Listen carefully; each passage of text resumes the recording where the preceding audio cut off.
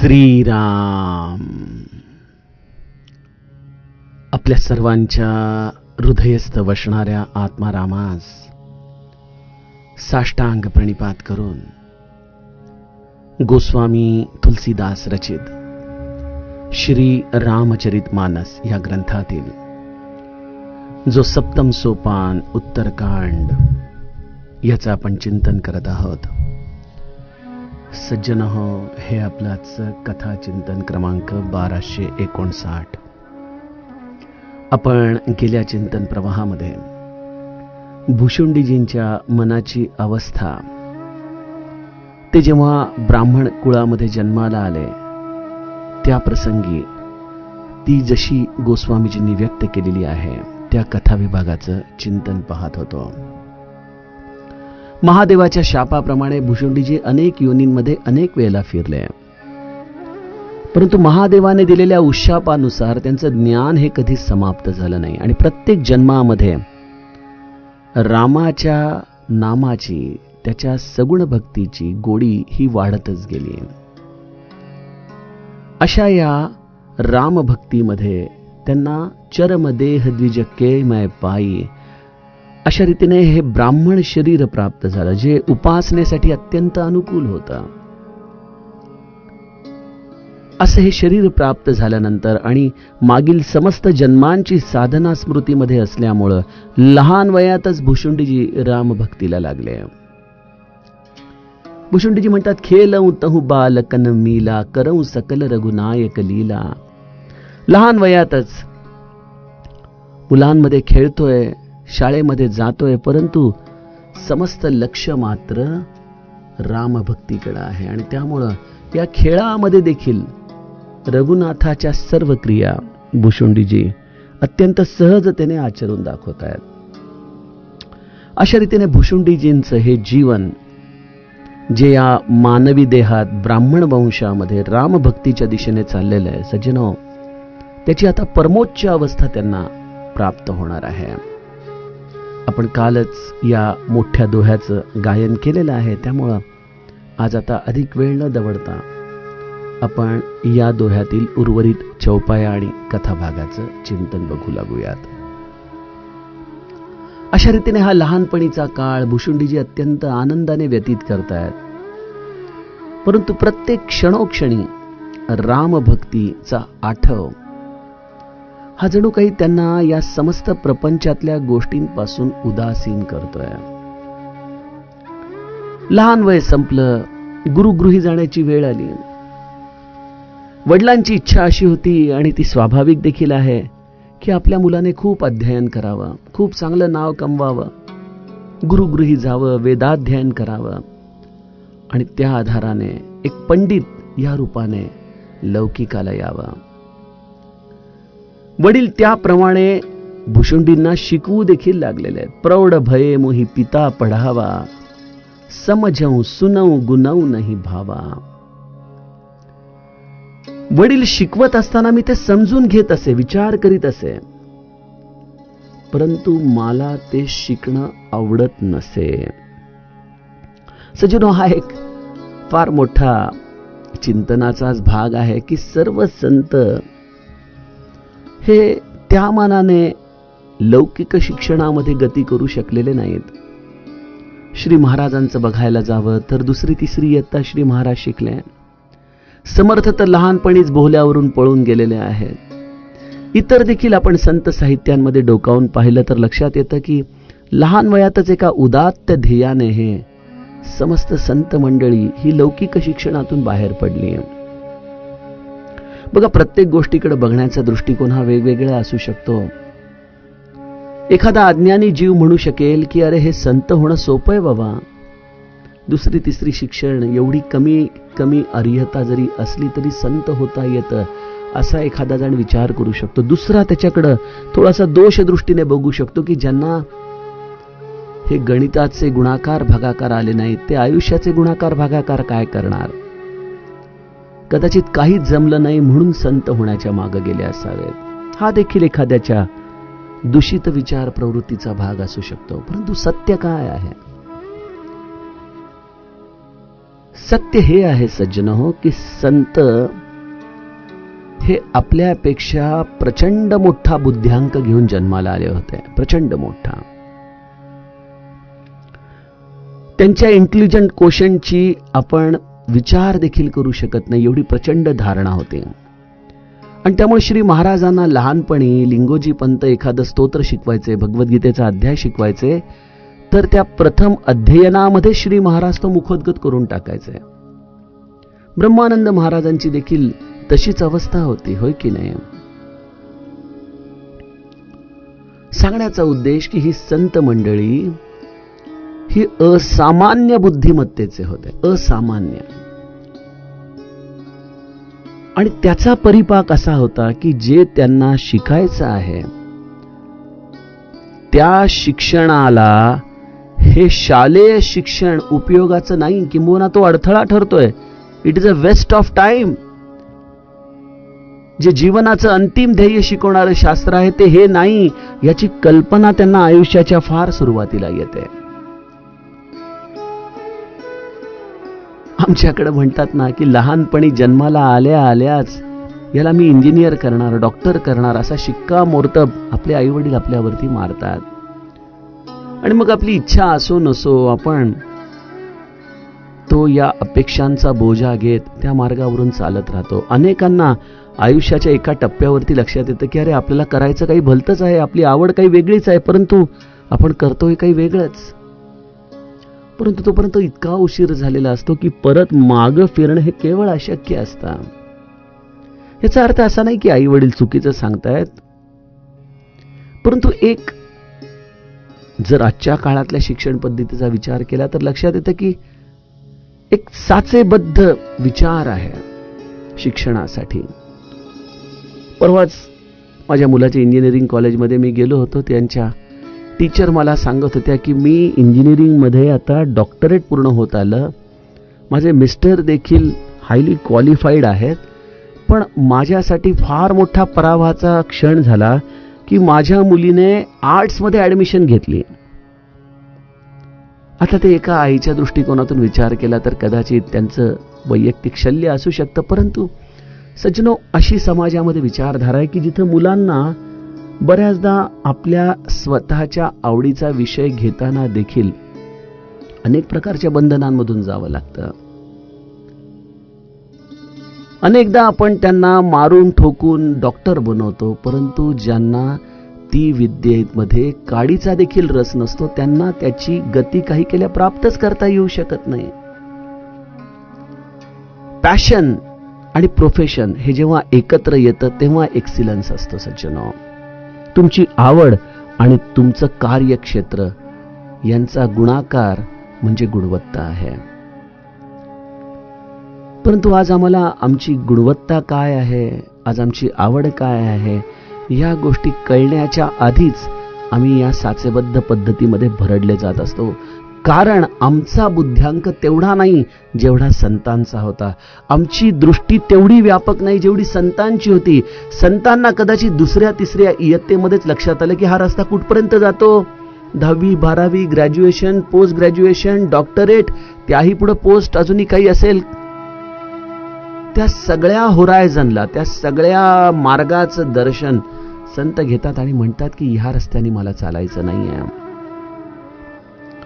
भुशिंडी देखील अत्यंत प्रगल्भ जाणीवेचे होते आणि त्यामुळे वडील जे सांगतायत ते त्यांना कळत नव्हतं असं नाही, ते समजून घेत होते काय सांगतायत, विचार करायचे त्यांच्या सांगण्यावरती. परंतु मग तो प्रत्येक विचार ते आपल्या ध्येयाशी जोडून बघायचे की मला जे प्राप्त करायचंय त्यामध्ये हे शिक्षण खरंच उपयोगाचं आहे का. आणि जेव्हा त्यांच्या लक्षात यायचं की ह्या शिक्षणाचा माझ्या रामभक्तीमध्ये उपयोग नाही, त्या सरशी त्या शिक्षणामधून त्यांचं मन निघून जायचं. सज्जनो, आपण बऱ्याचदा या गोष्टी आपल्याला आवडत नसल्या तरी करत राहतो. कारण एकच असतं की आम्हाला लहानपणापासून सांगण्यात येतं की अरे चांगला इंजिनियर हो, डॉक्टर हो, चांगली गलेलठ्ठ पगाराची नोकरी मिळव, छान संसार मान आणि सुखी आयुष्य जग. या सगळ्या संकल्पनांमधून आम्ही जात असतो आणि बऱ्याचदा मग आमच्या आवडीचं क्षेत्र जरी नसलं तरी आमच्या वासना आम्हाला त्याच्यामध्ये आवड निर्माण करायला भाग पाडतात की अरे बाबा, हे शिकल्याने जो सर्टिफिकेटचा कागद मिळणार आहे त्याने मला भरपूर मोठ्या पगाराची नोकरी मिळू शकते, ज्याने मी माझ्या वासना तृप्त करू शकीन. परंतु असा विचार करा की ज्याला आता काहीच साधायचं नाहीये, ज्याला कशाचीच अपेक्षा नाहीये आणि तो जे शिक्षण घेतो त्याच्यात त्याला आवड देखील नाहीये, मग त्या शिक्षणामध्ये गती प्राप्त करण्याच्या साठी निमित्त काय आहे? भुशुंडीजींच्या मनामध्ये या शिक्षणामधून काही वेगळं प्राप्त करावं, पैसा अडका मिळवावा, नाव लौकिक मिळवावी, प्रतिष्ठा मिळवावी, चांगला संसार करावा, यापैकी काहीच नव्हतं. त्यांना एकच कळत होतं की या शिक्षणातून माझी रामभक्ती वृद्धिंगत होणार आहे की नाही. आणि जेव्हा त्यांना हे लक्षात यायचं की खरोखर याचा मला उपयोग नाही, त्या सरशी त्या शिक्षणातून ते आपलं मन काढून घ्यायचे आणि नित्य निरंतर राम भजन करत राहायचे. इकडं भुशुंडीजी आपल्या जवळ असलेल्या गरुडाला आपल्या मनातली ही अवस्था सांगताना म्हणतात की कहू खगेस असं कवन अभागी, खरी सेव सुर धेनु ही त्यागी. किती सुंदर शब्द वापरलाय, खरी सेव. खरी याचा अर्थ गाढव. गाढवाची सेवा कोण करेल? जर कामधेनू घरामध्ये असेल तर त्या कामधेनूचा त्याग करून गाढवाची सेवा करणारा याच्यापेक्षा अजूनही कोण अभागी असेल? कोण अभागी असेल सांगा तर खरा. खरोखर हे मानवी जीवन, त्यामध्ये रामभक्ती हीच खरी मानवी जन्मातली कामधेनूची सेवा आहे. आणि त्याला गोस्वामीजींनी शब्द किती सुंदर वापरलाय, कामधेनूची सेवा. बघा, लोकांना वाटतं की अरे रामाची भक्ती करत आयुष्य व्यतीत केलं तर माझ्या प्रपंचाचं कसं व्हायचं, मला माझ्या जीवनामध्ये कशा पद्धतीने सुख प्राप्त होईल. सज्जनो, भगवंताची सेवा ही प्रत्यक्ष कामधेनूची सेवा आहे. आणि त्याही पेक्षा आणखीन वरचढच ती सेवा आहे, कारण कामधेनूच्या जवळ मागावं तरी लागतं. परंतु इथं रामभक्ताची काळजी रामाला असते आणि त्याच्या आयुष्यात त्याला काय द्यायला पाहिजे हे रामराया ठरवतो. आणि या उलट तुम्ही शिक्षणाचं ओझं वाढवत न्याल. मी मेरिटचा विद्यार्थी आहे, मी युनिव्हर्सिटी टॉपर आहे, मी पोस्ट ग्रॅज्युएशन मध्ये पहिला आलोय, मी डॉक्टरेट मध्ये माझी थिसिस इंटरनॅशनल लेवलवर सिलेक्ट झालेली आहे. अशा पद्धतीने आम्ही उपाधींचा भार वाढवत जाऊ. मग याचा अर्थ असा आहे का की हे कोणी करू नये? सज्जनो, इथं आम्हाला दोन गोष्टी कळायला पाहिजेत. एक विद्या आहे जी माझ्या देहासाठी आहे, ज्याच्या आधाराने मी माझं प्रपंच सांभाळू शकेन, माझ्या जबाबदाऱ्या सांभाळू शकेन. ते ठीक आहे, ते ज्याचं त्याने आपापल्या आवडीनुसार प्रार्थनानुसार करावं. परंतु एका गोष्टीमध्ये मात्र कोणालाही चॉईस नाहीये, विकल्प नाहीये तिथं, आणि तो म्हणजे परमार्थ रूपी भगवंताची सेवा ही मनुष्य जन्माची सगळ्यात प्रथम गरज आहे. आणि आमच्या शिक्षण पद्धतीने काय केलं नेमकं, अरे काय या तरुण वयामध्ये तू रामभक्ती करतोस, काय होणार आहे ते रामनाम घेऊन? आपला बुद्धिभेद करतात. काय साहेब म्हणून कोणी याला साहेब मिळालाय का? मग हा राम म्हणून कसा राम मिळणार? अशा पद्धतीने हे तर्कवादी दृष्टिकोन आम्हाला आमचा हा विद्याभ्यास देतो आणि आमच्यावरती उपाधींचं ओझं वाढवत नेतो. मनुष्य स्वतःच्याच उपाधींखाली दबला जातो. बघा, एखादा अशिक्षित मनुष्य असेल, कमी शिकलेला असेल, त्याला कुठलंही काम करताना लाज वाटत नाही. आणि या उलट एखादा हायली क्वालिफाईड मनुष्य असेल तर त्याला बऱ्याचदा घरामध्ये देखील झाडू स्वतःच्या हाताने मारताना आपण काहीतरी जगावेगळं करतोय असं वाटतं. हे काय आहे? हे उपाधीचं ओझं नाही तर काय आहे की अरे मी झाडू मारायचा? सज्जनो, ओझं कोणावरती असतं? हा भारवाही कोण आहे जो आयुष्यभर या अहंकाराच्या आजाराने त्याचं वजन सहन करत या प्रपंचामध्ये फिरत असतो? भारवाही हा गाढव असतो. आणि ही आजच्या काळातली लौकिक विद्या, त्यामध्ये मिळवलेले हे सगळे वेगवेगळ्या उपाधी, हे या गाढवाच्या पाठीवर टाकलेल्या ओझ्यासारखे आहेत. आणि त्या गाढवाच्या पाठीवरचं ओझं त्याला दिवसभर व्हावं लागतं आणि तेव्हा कुठं जाऊन त्याचा मालक त्याला संध्याकाळी थोडंसं खायला देतो. सज्जनो, आम्ही देखील या प्रपंचाचं रहाटगाडगं चालवण्यासाठी एवढे काबाड कष्ट करतो. कशासाठी? 2 घास खाण्यासाठी. जे 2 घास चिमण्या पाखरांना देखील मिळतात, एखाद्या मोलमजुरी करणाऱ्या माणसाला देखील मिळतात, परंतु कदाचित तो माझ्यापेक्षा ते सुखाने खाईल आणि निवांत झोपून जाईल. मी मात्र चरफडत पडून राहीन की एवढं माझं शिक्षण आहे, एवढं माझ्याकडं विद्या आहे, परंतु मला माझ्या मनासारखं काही मानधन मिळत नाही. ही गाढवाची सेवा नाही तर काय? लौकिक विद्या जरूर संपादन करावी, परंतु त्याचा अहंकार न होण्यासाठी आत्मिक उन्नतीची असलेली ही परमार्थाची विद्या जर आपण मनापासून केली तर खरी सेव सुरधेनहु त्यागी अशी आमची अवस्था होणार नाही. भुशुंडीजी लहान वयातच समजून गेले की मला हे नाही शिकायचं, मला हे नाही पाहिजे. आई वडील वारंवार प्रयत्न करतायत की अरे हा का शिकत नाहीये, कसं व्हायचं याचं. हा रे पिता पढाई पढाई. वडील शिकवून शिकवून थकले. अनेकदा मला त्यापायी बोलणी खावी लागली. वेळ प्रसंगी वडिलांनी हात देखील उगारला असेल, परंतु माझ्यावरती कशाचाच परिणाम होत नव्हता, कशाचाच. प्रेम मगन मोही कछुन सोहाई. प्रेमात मग्न राहिल्यामुळं मला काहीही आवडत नसायचं, काहीही. आपण बघतो ना सज्जनो, आजच्या काळामध्ये तरुण मुली म्हणा, मुलं म्हणा, काही निग्रह करून बसतात.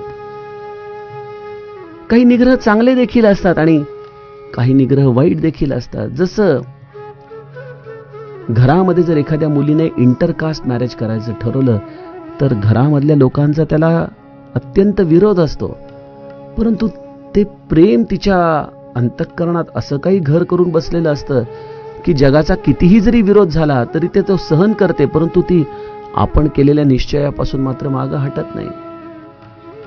परवाच मी सहज कुठेतरी सोशल मीडिया स्क्रोल करत असताना एक छोटीशी क्लिप दिसली की गुजरातमध्ये एकुलता एक मुलगा इंजिनिअरिंग झाल्यानंतर इस्कॉनला जॉईन झाला आणि त्याने तिथं संन्यास घेतला.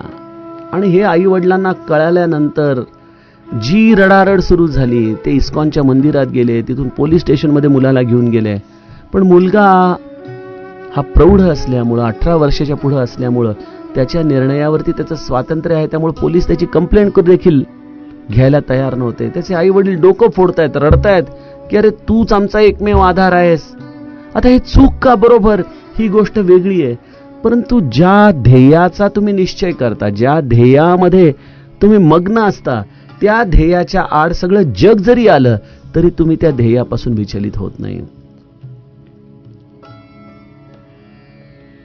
ते नशीबवान लोक आहेत ज्यांचं सद्भाग्य आहे की ज्यांना रामभक्तीची ओढ लागली, जीवनात रामभक्तीचं प्रेम लागलं.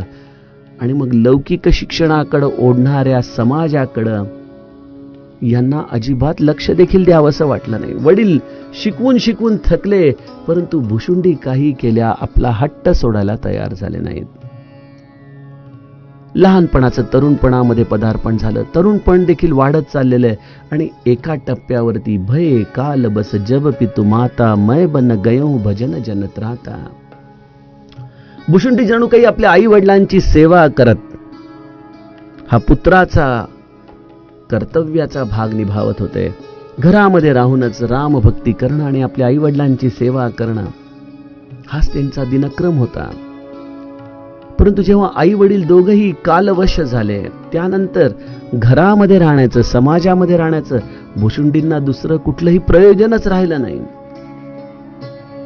मग आता त्यांना खऱ्या अर्थाने आपलं आयुष्य ज्या ध्येयासाठी समर्पित करायचं होतं ती संधी प्राप्त झालेली आहे. मै बन गयो भजन जनत राहता. मी वनाचा मार्ग धरला आणि आता निसंग होऊन रामाचं भजन करत राहायचं, एवढा एकच विचार घेऊन मी घराचा त्याग केला. वनामध्ये गेलो.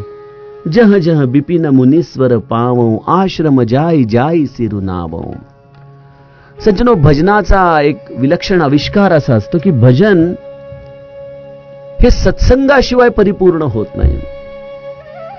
ज्याच्या हृदयामध्ये भजनाचा आनंद असतो तो भजन आनंद कुठल्या तरी अधिकारी संताशी बोलल्याशिवाय, संवाद केल्याशिवाय भजनाला भरती देखील येत नाही. भुशुंडीजी वनामध्ये जाण्याच्या मागे एकच त्यांचा उद्देश होता, जसा प्रभू रामचंद्रांचा उद्देश होता. जेव्हा कैकेयीने वनामध्ये जाण्याचा आदेश रामाला दिला त्यावेळेला रामाची प्रतिक्रिया काय होती की मी वनामध्ये जाईन, मला तिथं संत मुनींची दर्शनं होतील, यापेक्षा माझ्या जीवनामध्ये आणखीन वेगळे सद्भाग्य ते काय असणार. सज्जनो, या वनाच्या एकांतामध्येच ही संत ऋषी मुनी आपलं हृदय उलगडून आलेल्या मुमुक्षाला भक्तीने जणू काही माखून टाकत असतात. भुशुंडी देखील अशा वेगवेगळ्या आश्रमांमध्ये जात आहेत आणि तिथं जाऊन बूज हुतीनही राम गुण गाहा, कहही सुनऊ हर्षित खगनाहा, सुनत फिरऊ हरि गुण अनुबादा, अव्याहत गती संभू प्रसादा.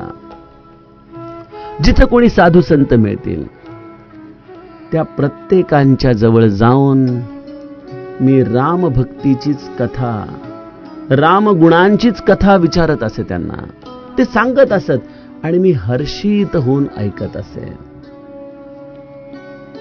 राम कथेचा एकदा का तुमच्या मनाला चस्का लागला ना, ही गोडी अशी अवीट आहे की तुम्हाला राम कथेच्या शिवाय दुसरं काहीच प्रिय वाटत नाही सज्जनो. आणि रामकथा सांगण्यापेक्षा देखील ऐकण्यामध्ये विशेष आनंद देते बरं का.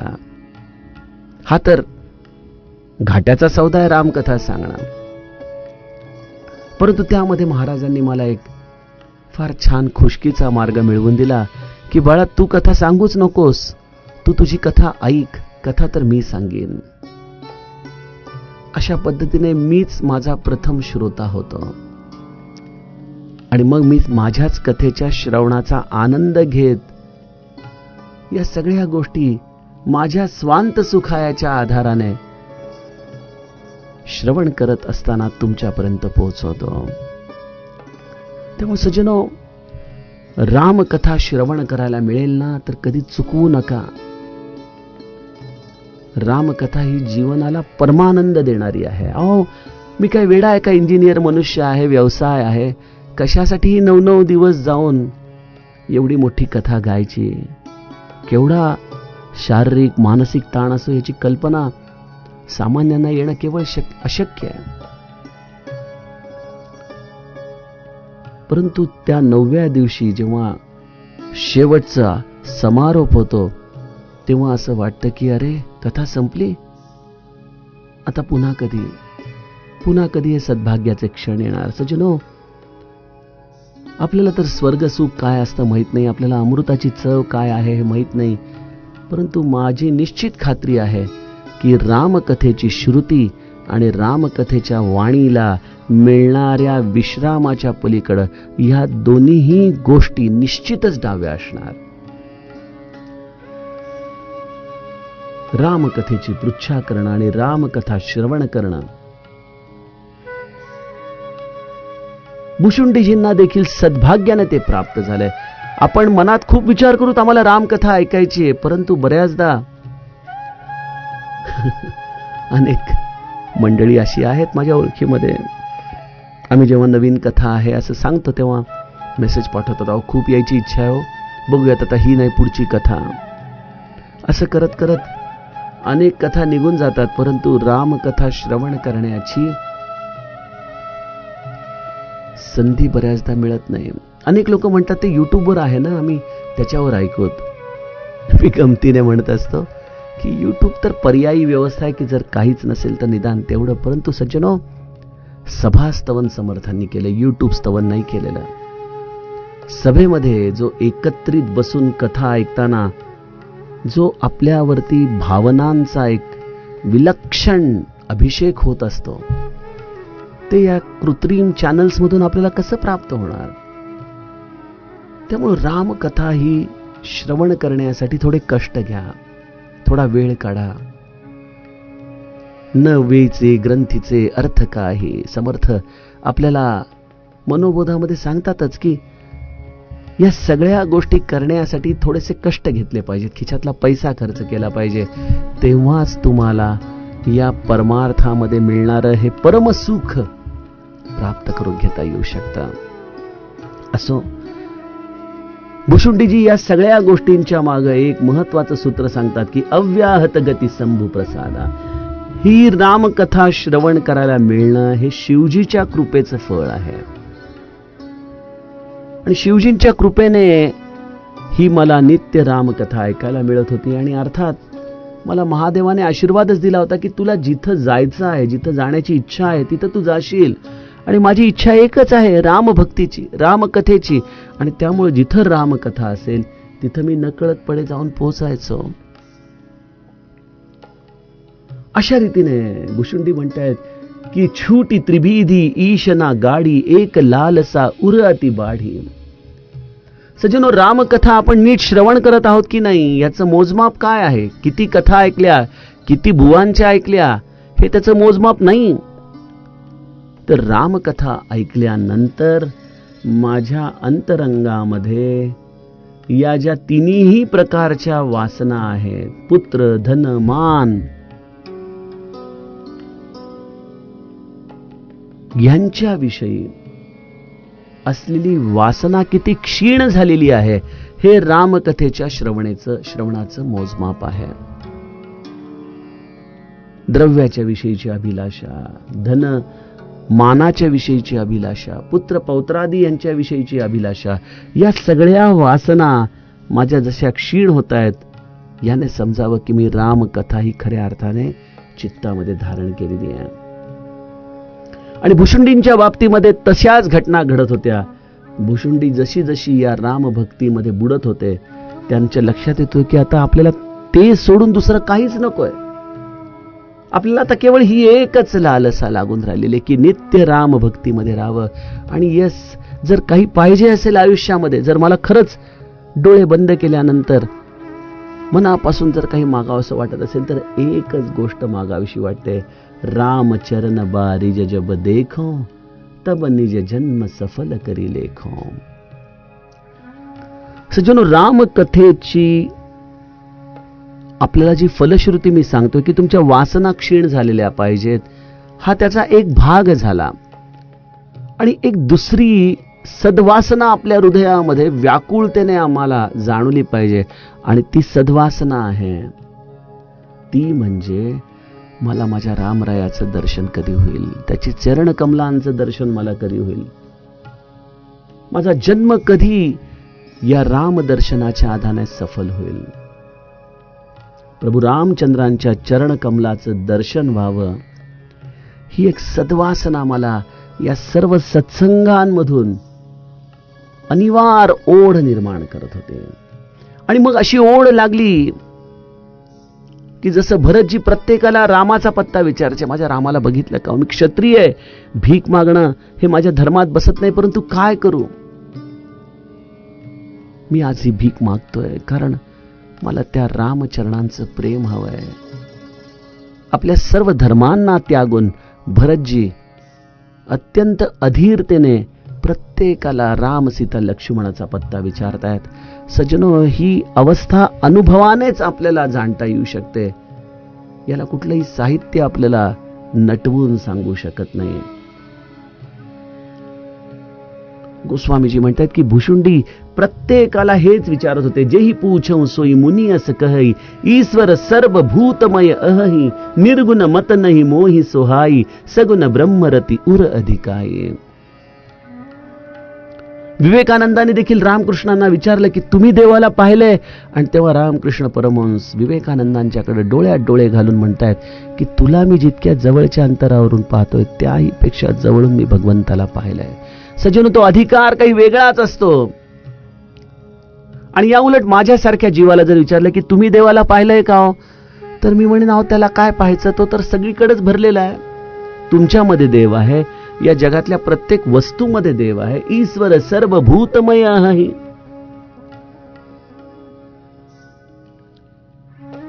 सज्जनो, अनुभव नसल्यानंतर मनुष्य स्वाभाविकपणे शास्त्राचा आधार घेतो. की शास्त्राने असे सांगितलंय. परंतु माझे रामानंद महाराज त्यामुळे टाहो फोडतात. त्रिभुवनी पाहता प्रभू तुझी सत्ता, धनी कोणास मी वरू, मी तुझं विण काय करू. मला तू हवायस रे, मला तू हवायस. कोणी म्हणती सर्व भूती भगवंत भरला. आम्हाला त्या अशा भगवंताशी काय मतलब आहे. जर तो सगळ्यांमध्ये भरलाय तर तो मला दिसत का नाहीये. मला या निर्गुण मताने माझं पोट भरत नाहीये. जरी ते कदाचित असेल सत्य असू द्या, परंतु मला मात्र तो सगुण राम हवाय. कारण मी ज्याची कथा ऐकली, जो कौसल्याच्या मांडीवरती खेळला, जो दशरथाच्या अंगणामध्ये खेळला, जो सीताजींच्या हृदय मंदिरामध्ये खेळला, तो राम मला पाहायचा आहे, तो राम मला हवाय. सज्जनो, समर्थांना देखील असंच वेड लागलं होतं टाकळी क्षेत्री. आणि मग तिथून त्र्यंबकेश्वरला जात आहेत. आणि त्र्यंबकेश्वरला, रामा आता तू मला सगुण दर्शन दे, अन्यथा मी माझा प्राण इथंच त्यागतो, असं म्हणून त्या दीपमाळेला टेकून समर्थ बसलेले आहेत. न जाणे किती दिवस तो उपवास घडतोय. आणि एका रात्री त्या राम मंदिराचे दरवाजे निखळून खाली पडतात आणि प्रभू रामचंद्रांची ही स्वारी निळसर प्रकाशामध्ये समर्थांना दर्शन देते. जे समर्थ आत्माराम गातात, जे समर्थ दासबोधामध्ये हे सगळं दृश्य जग मिथ्या आहे हे आम्हाला अत्यंत प्रभावीपणे सांगतात, तेच समर्थ या सगुणाच्या प्रेमासाठी अशी रामाची आराधना करतात. सज्जनो, समर्थ हे रसायन विलक्षण आहे. ते जाणता येणं हे प्रत्येकाला शक्य नाही. सगुणाला जाणून, सगुणाचं महत्व वाढवून निर्गुणाच्याकडे नेणारे हे समर्थ. आणि तसेच भुशुंडी देखील या अत्यंत रामाच्या सगुण दर्शनासाठी अत्यंत उत्सुक आहेत. प्रत्येकाला ते हाच प्रश्न विचारतात. गुरु के बचन सुरती करी, राम चरण मनु लाग, रघुपती जस गावत फिरऊ, छन छन नव अनुराग. अशा रीतीने रघुनाथाचं दर्शन मला कोण घडवून देईल. असा कोण आहे ज्याने या रघुनाथाचं दर्शन घेतलेलं आहे. असे मला गुरुजी पुन्हा प्राप्त होतील का. अशा रीतीने हे सर्व स्मरण करत भुशुंडीजींचा अनुराग रामचरणी वाढत चाललेला आहे. रघुनाथाचं यश गात गात ते सर्वत्र विहार करतायत. अशा भुशुंडीजींना लोमश ऋषींच्या रूपाने एक अधिकारी संत या सुमेरू पर्वताच्या शिखरावरती भेटणार आहे. सज्जनो, तिथपासूनचा कथाभाग आपण पुढील दोह्याच्या समवेत उद्याच्या कथा विभागामध्ये बघूयात. जानकी जीवन स्मरण. जय जय राम.